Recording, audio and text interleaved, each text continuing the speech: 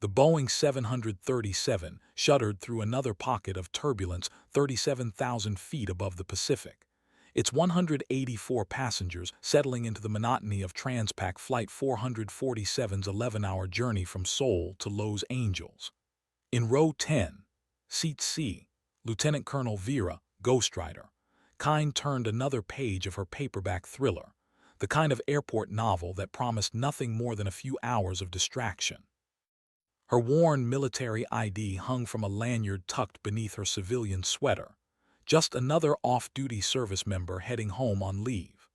The flight attendants had been polite but dismissive during boarding, their practiced smiles barely registering the woman with graying temples and calloused hands who'd served 3 combat tours before most of them had finished college.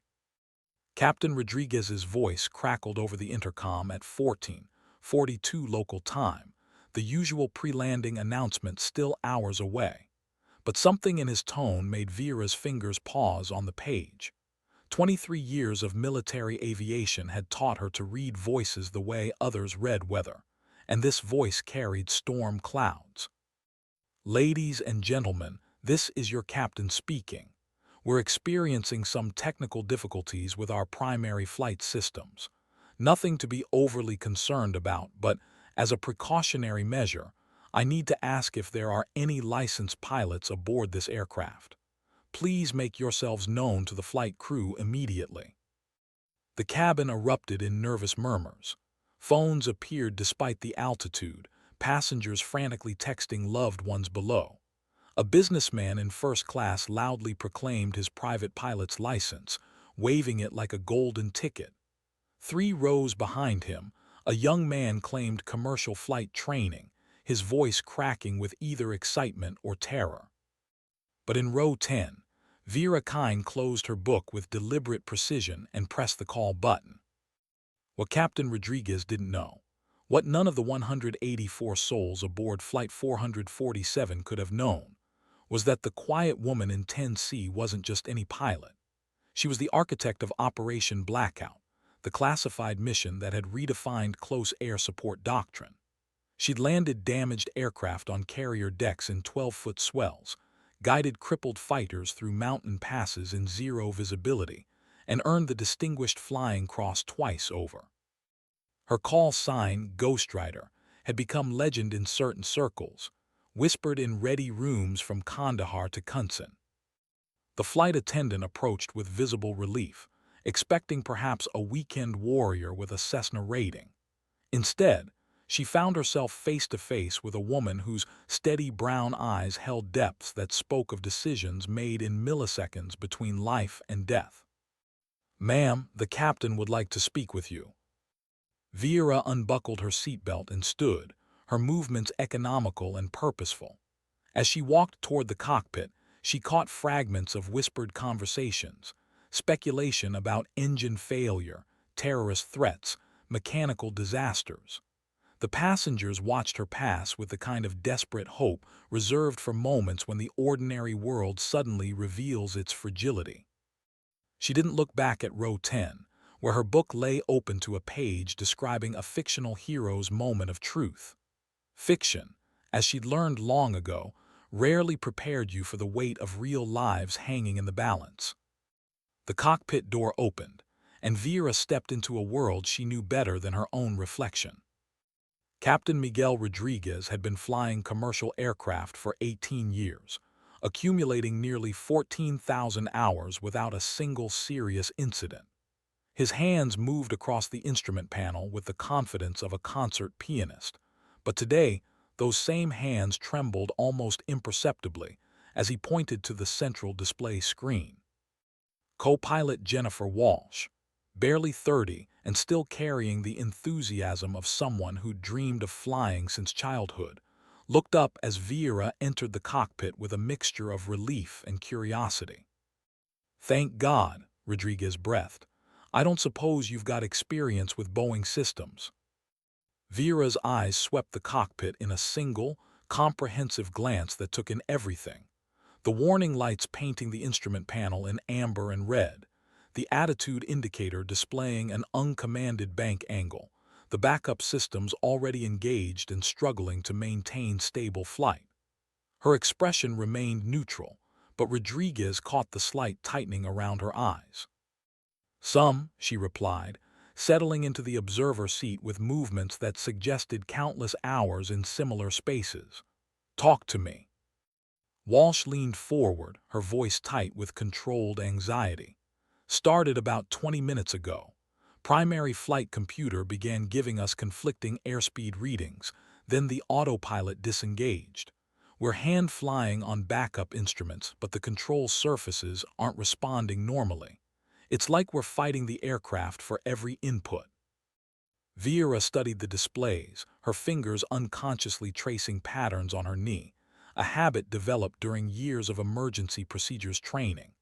The Boeing 737-800 was a reliable workhorse, but like any machine, it had vulnerabilities. Her mind cataloged possibilities: hydraulic failure, computer malfunction, structural damage, even deliberate sabotage. "Fuel status: sufficient for the flight plan plus standard reserves," Rodriguez answered.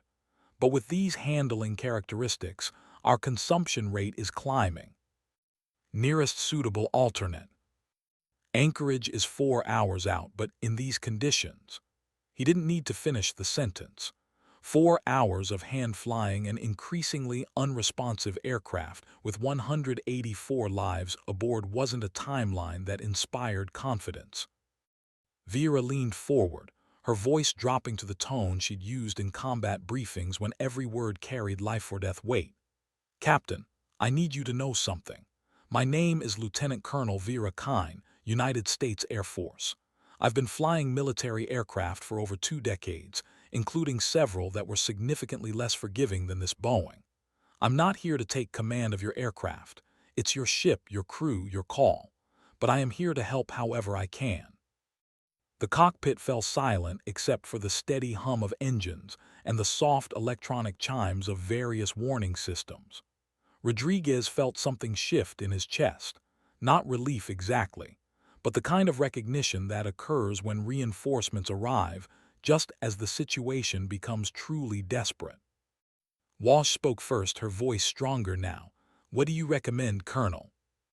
Vieira's response came without hesitation, carrying the authority of someone accustomed to making critical decisions under pressure. "First, we stabilize what we can control.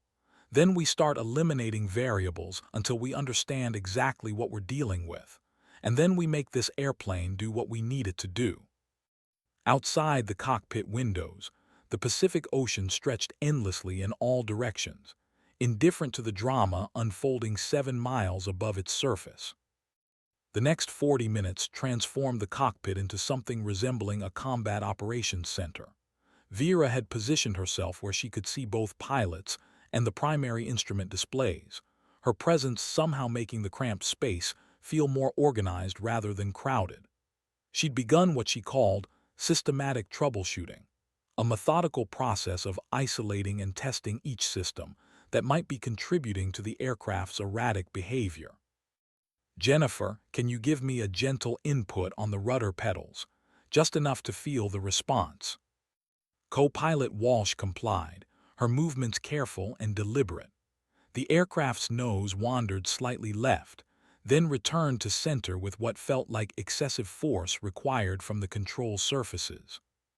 "Hydraulic pressure is nominal on all 3 systems," Rodriguez reported, his voice steadier now that they had a plan and someone with obvious expertise helping execute it. "But something's definitely not right with the feel." Vera nodded, making notes on a piece of paper she'd borrowed from the navigation kit. Her handwriting was precise, military standard block letters that would remain legible even in turbulence. 23 years of flying had taught her that documentation could save lives, especially when dealing with unknown failures in complex systems. "Captain, I'd like to try something. Can you disconnect the autopilot completely, not just disengage it but pull the circuit breakers?" Rodriguez hesitated. Pulling circuit breakers was not standard procedure during flight operations, particularly with passengers aboard. But the woman beside him radiated the kind of confidence that came from extensive experience with non-standard procedures. "What are you thinking, Colonel?" "I'm wondering if we've got competing inputs. The autopilot trying to make corrections based on faulty sensor data while you're trying to fly manually. It could explain the control surface sluggishness." Walsh looked up from her instruments. "That's actually brilliant. We never considered that the autopilot might still be trying to engage even in manual mode." The circuit breaker panel was located overhead, and Rodriguez reached up to locate the appropriate switches. As an airline captain, he'd trained for countless emergency scenarios, but most of those scenarios assumed clear-cut system failures with established procedures. What they were dealing with felt more like detective work, the kind of systematic problem-solving that required thinking beyond the prescribed responses. "Breakers pulled," he announced. The change was immediate and unmistakable. The aircraft's controls suddenly felt responsive again, the sluggish, fighting sensation replaced by the familiar precision that both pilots expected from a properly functioning Boeing. Rodriguez tested the control surfaces with small inputs, feeling the aircraft respond normally for the first time in nearly an hour. "Outstanding," Vera said quietly, and something in her tone suggested this wasn't just professional satisfaction, but the deeper relief of someone who'd guided others through crisis before. "Now let's see what we're really dealing with." The radio crackled with the voice of Seattle Center Air Traffic Control, requesting an update on their status. In the background, they could hear other flights being vectored around their position, a reminder that their situation was being monitored by dozens of professionals on the ground, all working to ensure their safe arrival. Rodriguez keyed the microphone, his voice now carrying genuine confidence. "Seattle Center, Transpac 447, we've identified and resolved our primary control issue. Request direct routing to Los Angeles and priority handling for precautionary landing." But Vera was already thinking 3 steps ahead, her mind running through landing scenarios and contingencies. Because in her experience, problems that seemed solved had a way of revealing themselves as merely the beginning of larger challenges. The cabin behind them remained tense but calmer, passengers no longer gripping armrests with white knuckles. Flight attendant Patricia Reeves had briefed her crew about the military pilot now assisting in the cockpit, and somehow that information had filtered through the cabin in the way that critical news always does on aircraft, whispered row by row, carrying equal parts hope and speculation. In row 23, Dr. Marcus Chen was explaining aircraft systems to his nervous wife, drawing on his engineering background to reassure her that redundancy was built into every critical component. 3 rows ahead, retired Master Sergeant Jake Morrison recognized something familiar in the way the airplane now moved through the air, steady and purposeful, the way military aircraft flew when competent hands were at the controls. But it was in row 36 where the most perceptive observation was made. 8-year-old Emma Rodriguez, no relation to the captain, tugged on her grandmother's sleeve and whispered, "Abuela, the airplane feels different now, like it's not scared anymore."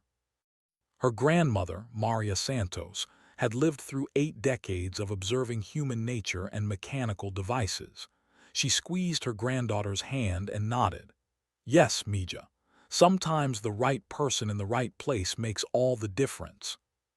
Forward in the cockpit, Vera was reviewing approach procedures for Los Angeles International Airport, her mind automatically calculating fuel consumption rates, weather considerations, and emergency response protocols. Captain Rodriguez and co-pilot Walsh worked through their normal checklists, but with an added sense of confidence that came from having resolved their primary crisis. "Colonel," Walsh said during a brief lull in radio communications, "can I ask what kind of military aircraft you fly?" Vera's response came with a slight smile that didn't quite reach her eyes. "Currently assigned to test pilot duties at Edwards Air Force Base. Before that, I flew A-10s in Afghanistan and Iraq." She paused, seeming to weigh how much to share. The A-10 has a reputation for bringing pilots home even when everything goes wrong, tends to teach you creative problem solving. Rodriguez had heard of A-10 pilots, the tank busters, ground support specialists who flew close enough to the action to see individual enemy positions. It was a community known for precision flying under impossible conditions, and suddenly, the calm competence of the woman helping them made perfect sense. How many combat hours? He found himself asking. Enough to know that most problems have solutions if you stay calm and think systematically, she replied diplomatically. In reality, her logbook showed 847 combat hours over 3 deployments, including 23 missions where she'd returned to base with battle damage that should have made flight impossible. The radio crackled again. Transpac 447, Los Angeles approach. We have you on radar, descend and maintain flight level 300. Weather is clear, winds light and variable. Emergency equipment will be standing by as requested. Rodriguez acknowledged the transmission, beginning their descent toward what now seemed like a routine landing. But Vieira remained focused on the instruments, watching for any sign that their earlier problems might return. In her experience, aircraft, like people, sometimes revealed their deepest flaws only when you thought you understood them completely. As Flight 447 descended through 30,000 feet, the Pacific coastline began to resolve from a distant smudge into the familiar geography of Southern California. The late afternoon sun painted the wing surfaces in golden light, and for the first time in hours, the airplane felt like what it was supposed to be, a reliable machine carrying people safely across vast distances. But Vera Kine had learned long ago that in aviation, as in combat, the most dangerous moment often came just when you thought the crisis was over. Los Angeles International Airport sprawled beneath them like a geometric puzzle of concrete and lights as Transpac 447 entered the final phase of their approach. The airport's emergency response team had positioned fire trucks and ambulances along the runway, standard procedure for any aircraft declaring an emergency, but reassuring nonetheless. Captain Rodriguez flew the approach manually, his hands steady on the controls as co-pilot Walsh called out airspeed and altitude references. 1,000 feet, on glide path, airspeed good, Walsh announced, her voice carrying the professional calm that came from countless hours of training and procedure. But Vera noticed the slight tension in her shoulders, the way her eyes moved fractionally faster between instruments, subtle signs that even experienced pilots couldn't completely hide when circumstances moved beyond the routine. 500 feet, runway in sight cleared to land, came the tower controller's voice, crisp and reassuring over the radio. Vera positioned herself where she could see the runway approach, her eyes automatically tracking the visual references that defined a proper landing, the runway numbers growing larger in the windscreen, the approach lights painting a path through the afternoon haze, the familiar geometry of an airport that represented safety and successful completion of their mission. But something caught her attention, a subtle vibration through the airframe, barely perceptible but distinctly present. Her hand moved unconsciously to the throttle quadrant, feeling for the source of the vibration through the metal and plastic of the cockpit controls. "Captain," she said quietly, not wanting to alarm the crew unnecessarily, but unwilling to ignore what her instincts were telling her. "Are you getting any unusual vibration through the controls?" Rodriguez frowned slightly, concentrating on the feel of the aircraft. After a moment, he nodded. "Yeah, actually, very slight, but it's there. Is that related to our earlier problems?" "Possibly. Let's get this aircraft on the ground and let the mechanics sort it out."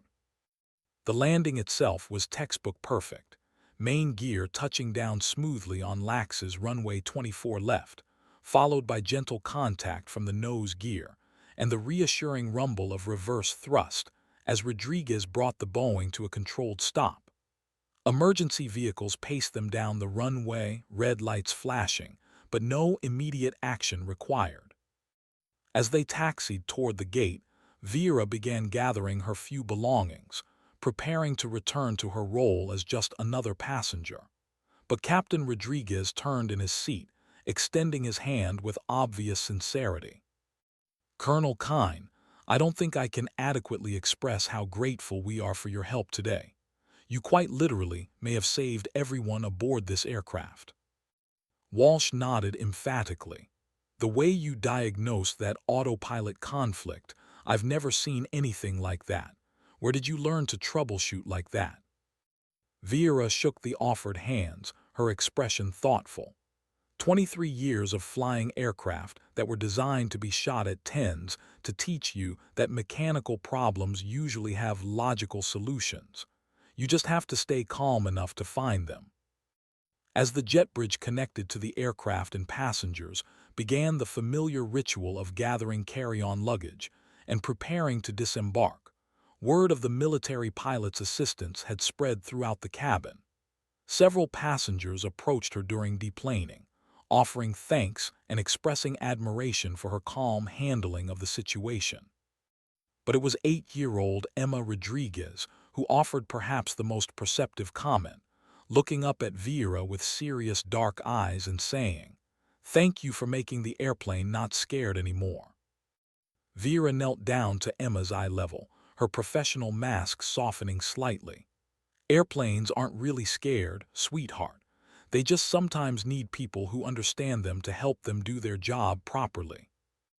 As she walked through the terminal toward ground transportation, Vera reflected on the afternoon's events. In her military career, she'd participated in countless missions where split-second decisions meant the difference between success and failure, life and death. But somehow, helping resolve a civilian aviation emergency felt different. More personal, perhaps, because the people she'd helped weren't trained soldiers who'd accepted risk as part of their job description, but ordinary civilians who'd simply wanted to travel safely from one place to another. Her phone buzzed with a text message from her commanding officer at Edwards Air Force Base. "Heard through unofficial channels about your assistance on a commercial flight today. Well done. Report Monday as scheduled for the F-35 evaluation program." She smiled slightly as she typed her response. "Just another day at the office, sir. See you Monday." But as Vera Kyne climbed into a taxi for the drive home, she carried with her the satisfaction of knowing that sometimes the most important missions were the ones you never saw coming.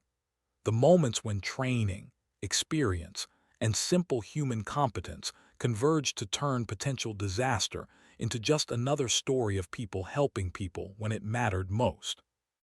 The Boeing 737 that had been Transpac Flight 447 sat at the gate undergoing inspection by maintenance personnel, who would spend the next several hours determining the exact cause of the control system anomalies that had threatened 184 lives.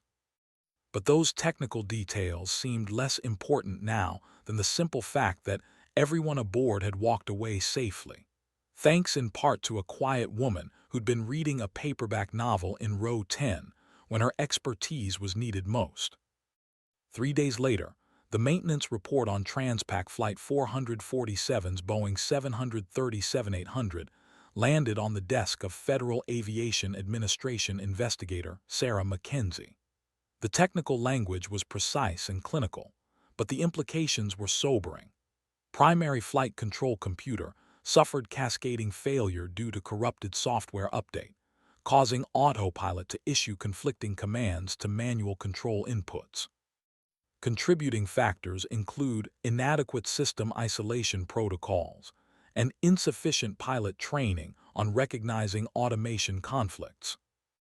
McKenzie had investigated dozens of similar incidents over her 15-year career with the FAA, but this one stood out for a single, crucial detail buried in the flight crews report. The successful resolution hadn't come from following established emergency procedures or consulting technical manuals, but from the intuitive troubleshooting skills of an off-duty military pilot who'd approached the problem from first principles rather than prescribed responses. She reached for her phone and dialed the number listed in the incident report for Lieutenant Colonel Vera Kine, United States Air Force. Colonel Kine, this is Sarah Mackenzie with the FAA. I'm investigating the incident aboard Transpac 447 last Tuesday, and I was hoping you might have a few minutes to discuss your observations. Vera's voice came through clearly, professional but approachable.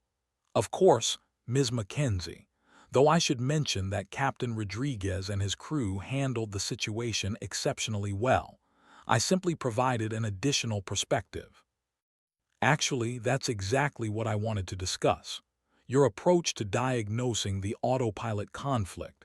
That's not something we typically see from civilian pilots, and it's not covered in standard emergency procedures. Can you walk me through your thought process?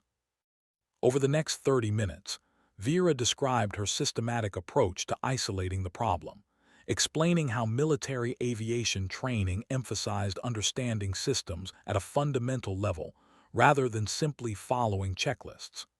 Mackenzie found herself taking extensive notes, recognizing that she might be documenting insights that could influence future training protocols and safety procedures.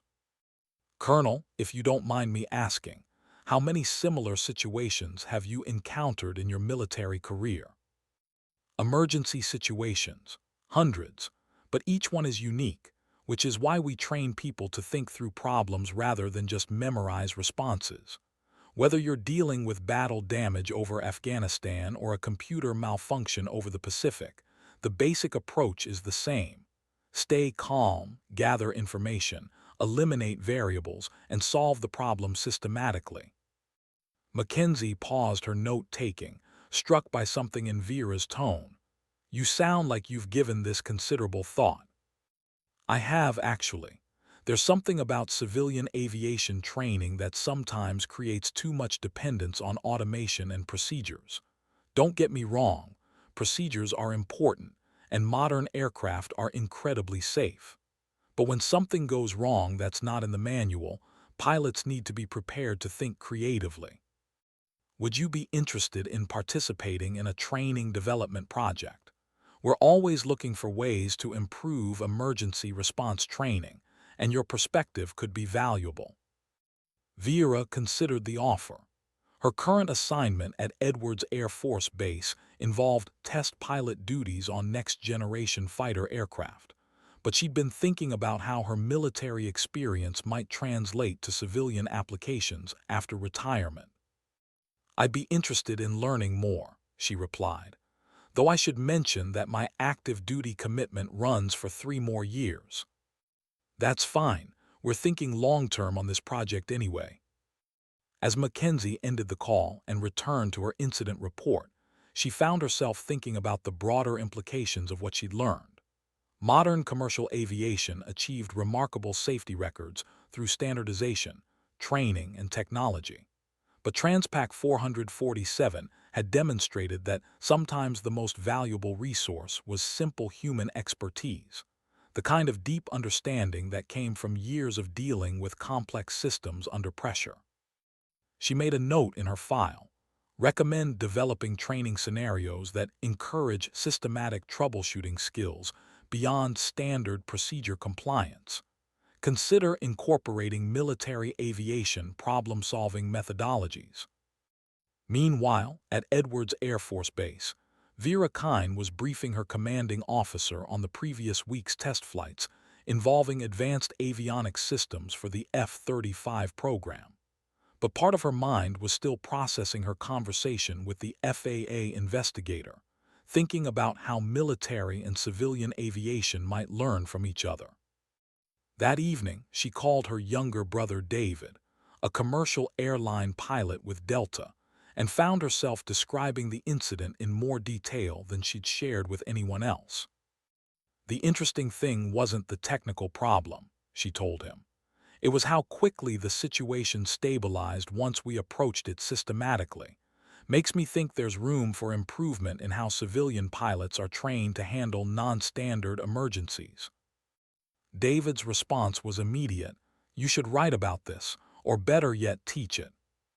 6 months later, Vera Kine found herself standing before a classroom of airline pilots at the Flight Safety International Training Center in Denver, Colorado.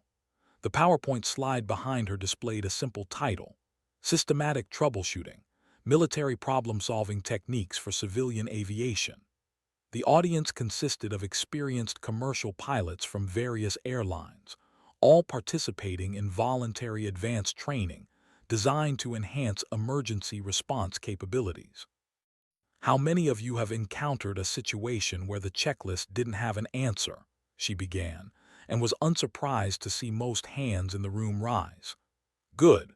That means you understand that real emergencies often don't follow the script. What followed was a 3-day intensive course that combined case study analysis, simulator exercises, and practical problem-solving techniques.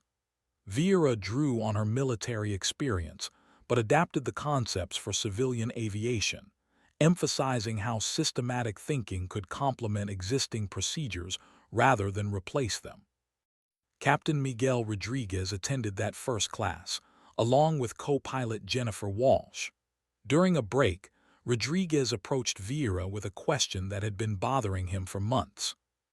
Colonel, when you first entered our cockpit that day, you seemed to know immediately what kind of problem we were dealing with. How? Vera smiled, remembering her own early days as a pilot when everything seemed mysterious and complex. Experience, mostly, but also a willingness to trust what the aircraft was telling us rather than what we thought it should be telling us. In the military, we call it flying the airplane, not the instruments. Sometimes the most important information comes from what feels wrong rather than what looks wrong on a display screen. Walsh joined the conversation. That's exactly what happened, isn't it? The instruments were telling us one thing, but the aircraft's actual behavior was telling us something different. Precisely. And you both recognized that. You just needed someone with experience in that kind of ambiguous situation to help you trust your instincts. By the end of the 3-day course, word had spread through the aviation community about the Air Force test pilot who was teaching civilian pilots to think like fighter jocks.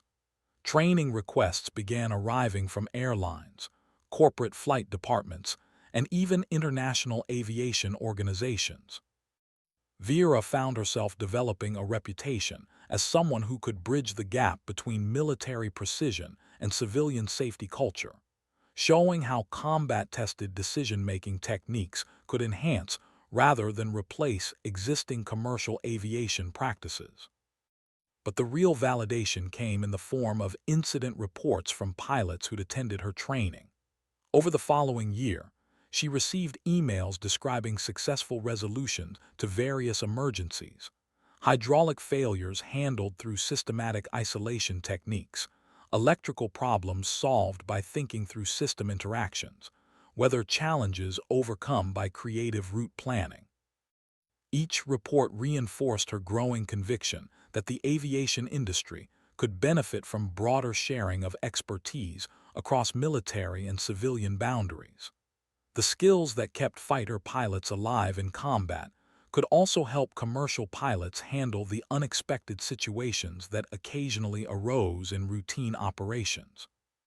Her commanding officer at Edwards began receiving inquiries from other branches of the military about Vera's training methodology.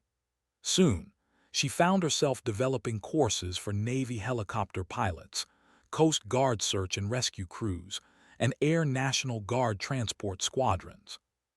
"You're becoming famous," her brother David told her during one of their regular phone conversations. "There's an article in Aviation Week about your training program. They're calling it revolutionary." Vera laughed. "Hardly revolutionary. This is just basic problem-solving skills applied to aviation. The military has been doing this for decades." "Maybe, but apparently nobody thought to teach it to civilian pilots before you came along." As her 3-day course expanded into a week-long program, and then into a formal curriculum adopted by multiple training organizations, Vera began to recognize that she'd stumbled onto something significant. Not just a training program, but a way of thinking about aviation safety that emphasized human capabilities rather than just technological solutions. The implications extended beyond individual pilot training to broader questions about how the aviation industry prepared people to handle unprecedented situations, the kind of problems that couldn't be solved by consulting manuals or following established procedures. 2 years after Transpac 447, Vera Kine received a phone call that would change the trajectory of her military career. The voice belonged to General Patricia Hayes, commander of Air Education and Training Command, the organization responsible for training every Air Force pilot. "Colonel Kine, I've been following your work with civilian aviation training, and I have a proposition for you. We're developing a new training philosophy for military pilots that emphasizes adaptive problem-solving over procedural compliance." Sound familiar? Vera recognized the significance of the call immediately. AETC trained approximately 1,200 new pilots annually across all Air Force specialties, from fighter pilots to transport crews to remotely piloted aircraft operators. If they were interested in incorporating her methodology into their curriculum, it represented a fundamental shift in how military pilots would be trained. "I'm listening, General. We want you to develop a comprehensive training program that can be integrated into every level of pilot education, from initial flight training through advanced tactical instruction. The goal is to produce pilots who can think systematically under pressure, regardless of their aircraft assignment or mission profile." The conversation lasted 45 minutes, covering everything from theoretical foundations to practical implementation challenges. By the end, Vera had agreed to transfer to AETC headquarters at Randolph Air Force Base in Texas, where she would lead a team responsible for revolutionizing Air Force pilot training. But before she left Edwards, she received one final reminder of why the work mattered. Captain Rodriguez called to inform her that Transpac Flight 447's aircraft had been returned to service after extensive modifications to its flight control software, and that he'd been promoted to chief pilot for his airline's training department. "Colonel, I wanted you to know that everything I learned from you that day, I'm now teaching to other pilots. Your approach to systematic problem-solving has become part of our standard emergency response training." Vera felt a deep sense of satisfaction at the news. The ripple effects of a single emergency situation were continuing to expand, potentially influencing thousands of pilots and countless passengers who would never know how a quiet woman reading a paperback novel in row 10 had helped make their flight safer. "That's the best possible outcome, Captain. Knowledge that saves lives needs to be shared as widely as possible." As she prepared for her new assignment, Vera reflected on how dramatically her career had evolved since that afternoon over the Pacific. What had begun as a simple offer to help during an emergency had grown into a mission that might ultimately influence aviation safety practices for generations to come.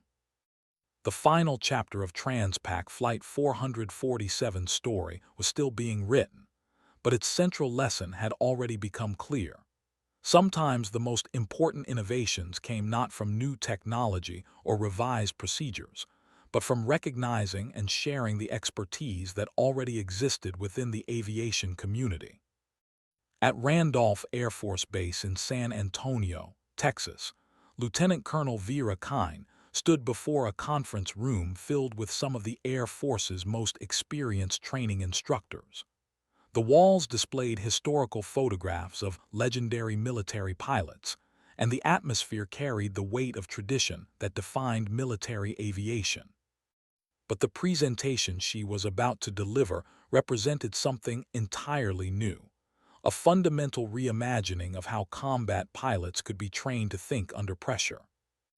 "Ladies and gentlemen, We're here to discuss what we're calling adaptive decision-making training, she began, her voice carrying the confidence that came from 2 years of proving these concepts in both civilian and military environments. The core premise is simple. We need to train pilots to solve problems, not just follow procedures. Colonel James Stryker Morrison, a veteran F-16 pilot with over 3,000 hours of combat time, leaned forward in his chair. Colonel Kine, we've been training problem-solving skills for decades. What makes this different? It was a fair question, and Vera had anticipated it. The difference is systematic methodology versus intuitive response. Traditional training teaches pilots to recognize specific situations and apply appropriate responses.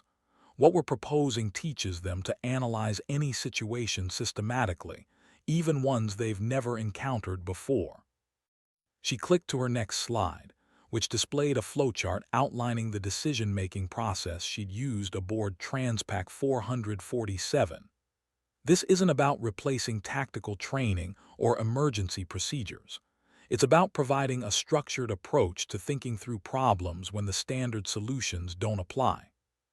The room erupted in questions and discussion. These were seasoned instructors who'd trained thousands of pilots, and they understood the implications of what she was proposing. If successful, this methodology could produce a generation of military aviators better equipped to handle the unexpected challenges of modern combat operations. Over the following 6 months, Vera worked with a team of psychologists, experienced pilots, and training specialists to develop a comprehensive curriculum.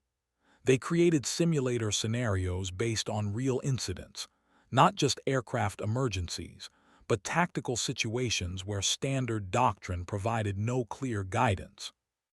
The first test group consisted of student pilots from various aircraft training programs. The results exceeded expectations.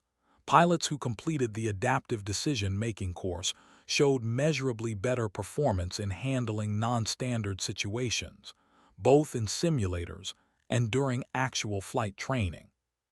But the real validation came from an unexpected source. Major Sarah Chen, one of the first instructors trained in the new methodology, was deployed to Afghanistan with an A-10 squadron. During a close air support mission, her aircraft suffered multiple system failures while providing cover for a ground unit under fire. Using the systematic approach she'd learned from Vera's program, Major Chen successfully troubleshot the failures, maintained aircraft control, and completed the mission all while under enemy fire.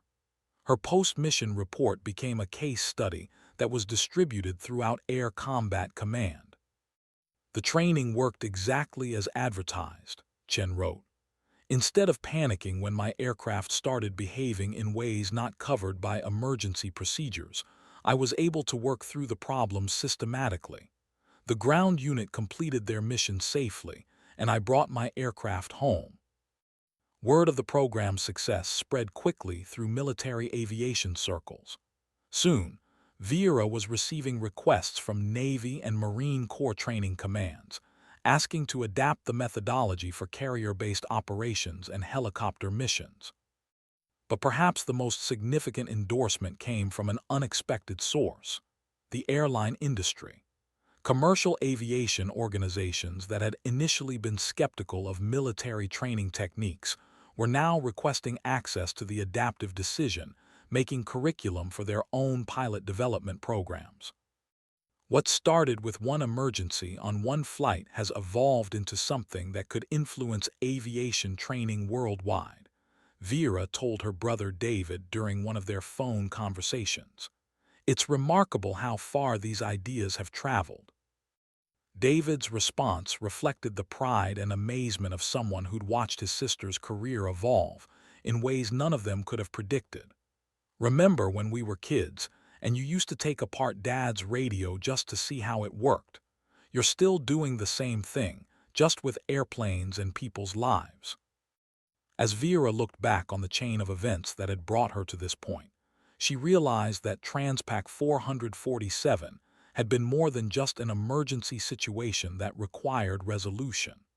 It had been a catalyst that revealed how much potential existed for sharing expertise across the boundaries that typically separated military and civilian aviation. The quiet woman who'd been reading a paperback novel in row 10 had become an advocate for a fundamental shift in how pilots, both military and civilian, could be trained to handle the unexpected challenges that defined aviation in the 21st century. But the story was far from over. Each new class of pilots trained in systematic problem-solving techniques would carry those skills into their operational assignments, where they would face challenges that couldn't be anticipated or planned for. The ultimate measure of success wouldn't be found in classroom test scores or simulator performance, but in real-world situations where lives hung in the balance and quick thinking made the difference between disaster and safety. On a clear October morning 5 years after Transpac 447, Colonel Vera Kine received a promotion to full colonel and a new assignment, Director of Innovation for Air Education and Training Command. Her mission was to identify and develop new training methodologies that could prepare military aviators for the evolving challenges of modern warfare. Her office at Randolph Air Force Base overlooked the flight line where T-6 trainer aircraft carried student pilots through their first military aviation experiences. Each day, she watched young men and women taking their initial steps toward becoming combat pilots, and she knew that many of them would be trained using techniques that had evolved from that afternoon over the Pacific when she'd simply tried to help resolve an emergency. The